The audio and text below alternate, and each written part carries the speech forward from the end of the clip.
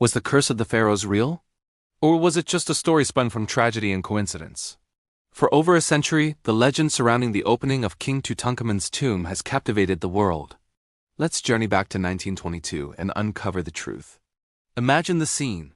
After years of searching in the blistering Egyptian sun, archaeologist Howard Carter finally discovers a hidden staircase. With his financial backer Lord Carnarvon by his side, he makes a tiny opening and a sealed doorway.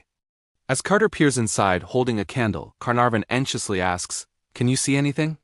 Carter's famous reply echoes through history, "Yes. Wonderful things." They had found the nearly intact tomb of the boy king, Tutankhamun, filled with treasures beyond imagination. The discovery sparked a global sensation, igniting a craze for all things ancient Egypt. But as the world celebrated, a dark shadow began to fall. Just 6 weeks after entering the tomb, Lord Carnarvon was dead. A seemingly innocent mosquito bite on his cheek became infected, leading to blood poisoning. The timing was uncanny.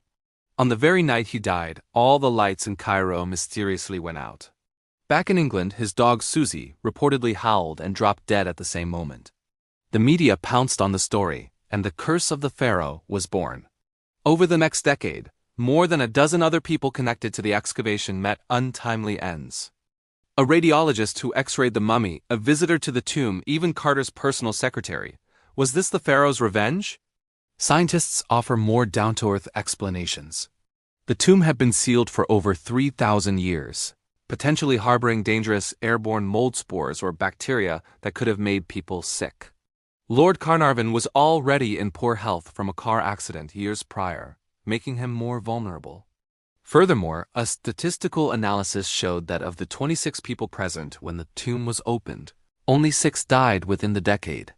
Howard Carter himself, the man who first breached the tomb, lived for another 16 years, dying at the age of 64. So, were these deaths simply tragic coincidences, amplified by a world hungry for a supernatural tale? In the end, the curse of Tutankhamun is a story with 2 sides. Was it a pharaoh's ancient wrath reaching out from beyond the grave, as warned by inscriptions found in other tombs? Or was it a perfect storm of natural causes, media hysteria, and our own fascination with the unknown? The legend is as enduring as the treasures themselves, leaving us to wonder and decide for ourselves. Was the curse of the pharaohs real? Or was it just a story spun from tragedy and coincidence? Let's travel back to 1922 to Egypt's Valley of the Kings and uncover the truth behind one of history's most chilling legends, the curse of Tutankhamun's tomb. For years, British archaeologist Howard Carter, funded by the wealthy Lord Carnarvon, had searched tirelessly for the lost tomb of the boy king. Just as they were about to give up hope, they stumbled upon a hidden staircase. On November 26, 1922, Carter made a tiny breach in the doorway.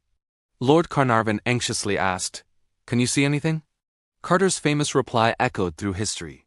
"Yes, wonderful things." They had found it. The tomb was practically untouched, filled with golden treasures that had been sealed away for over 3,000 years. The discovery became an instant global sensation. Newspapers worldwide were filled with images of gilded chariots, golden shrines, and the magnificent sarcophagus of Tutankhamun. The world was gripped by Egyptomania.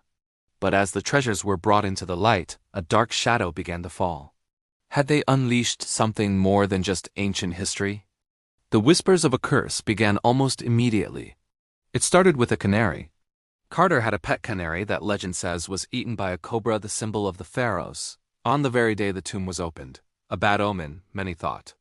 But the real terror began just 6 weeks later.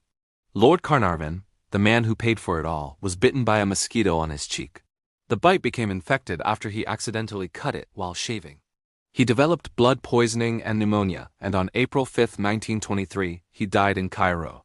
The moment he passed, all the lights in the city mysteriously went out. Miles away in England, his favorite dog Susie howled and dropped dead at the exact same time.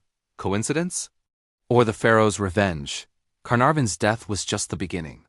Over the next decade, a string of mysterious deaths plagued those connected to the tomb.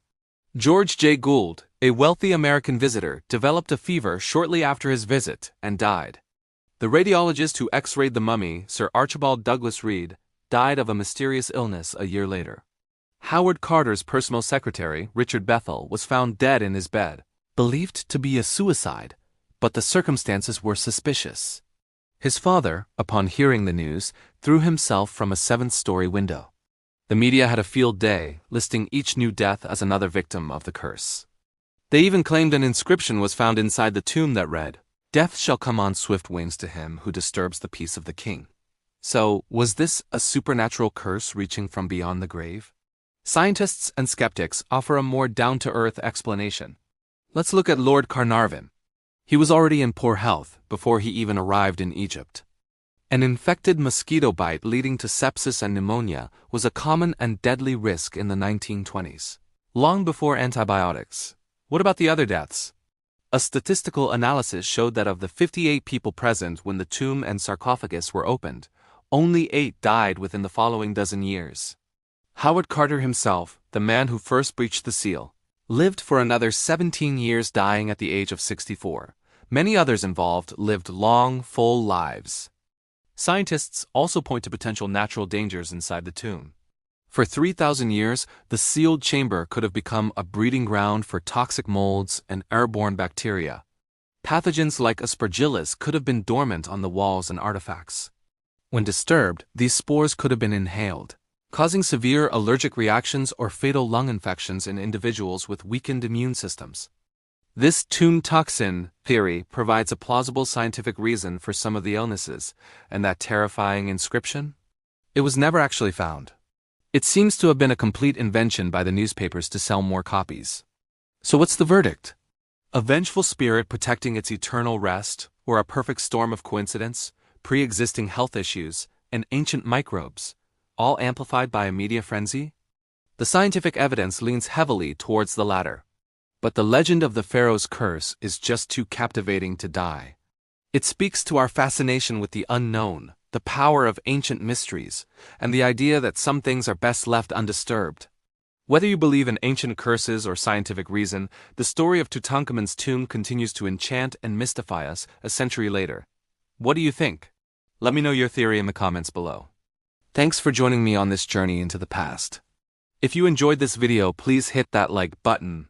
And don't forget to subscribe and turn on notifications so you don't miss our next historical deep dive. See you next time.